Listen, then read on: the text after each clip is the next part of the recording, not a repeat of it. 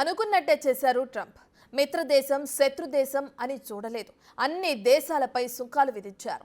అర్ధరాత్రి నుంచే ఇవి అమల్లోకి వస్తాయని ప్రకటించారు.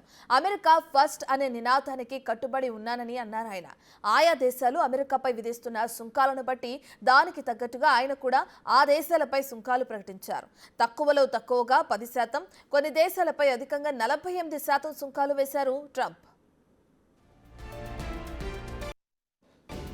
టారిఫ్లను ప్రకటిస్తూ తనదైన శైలిలో ప్రసంగాలు చేశారు.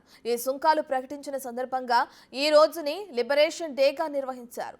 ఇతర దేశాలు తమపై విధిస్తున్న సుంకాల్లో తాము సగమే విధిస్తున్నామని అన్నారు.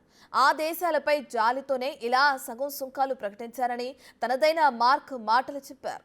ఇక అంతేకాదు, వీటిని రాయితీ టారిఫ్లు అని చెప్పుకొచ్చారు ట్రంప్. భారత్ గురించి ప్రత్యేకించి ప్రస్తావించారు అమెరికా ప్రెసిడెంట్. ఇండియాపై 26% సుంకాలు విధిస్తున్నామని అన్నారు. భారత ప్రధాని మోదీ తనకు గొప్ప స్నేహితుడని చెప్పారు. కానీ అమెరికాతో భారత్ సరైన విధంగా వ్యవహరించడం లేదని ఆయన స్టైల్లో అన్నారు. భారత్ తమపై 52% సుంకాలను విధిస్తోంది అని గుర్తు చేశారు. ఇక చైనాపై అమెరికా 34% టారిఫ్లు విధించింది.